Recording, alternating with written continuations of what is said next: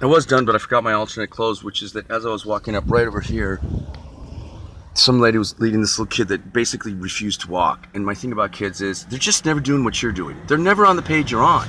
You're shopping, but they're not shopping. You're walking, but they're not walking. You're eating dinner, but they're just not eating dinner. It's not that they're trying to be difficult. They're just not on any page. They're on the page of let's explore life and play and have fun. Gee, isn't this fun? Let's create some mischief. And they're supposed to do that because actors are geniuses that are still children. This is how children learn to speak Chinese. They imitate the Chinese people that they were born around. That they just show up anywhere, and you can take them to another country and they'll learn to speak French.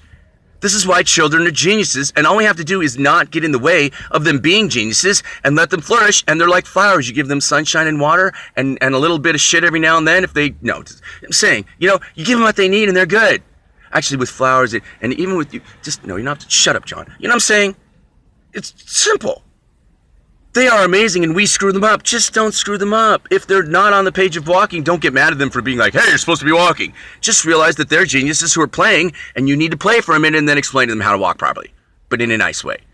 Because they're just not on that page, right?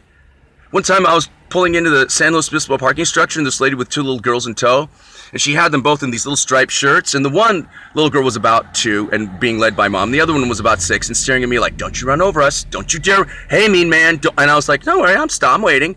And as they cross, the mom's trying to lead the little girl and she just won't walk.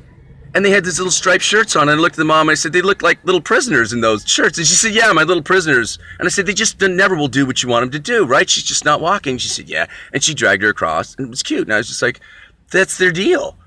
But if you think about it, that's what makes them geniuses and artists and creative people when we just try and put them in stupid little boxes and tell them what to do. While you're telling your kid what to do, if you're being mean to your kid, you're squelching your child's genius. Just be in the moment and love your kid and you'll produce a genius, and then you won't have to sit around and go, why is my son a loser who's bleeding on a street corner? Because you're a parent that doesn't know what's wrong with your kid and don't give a shit, and you were like that.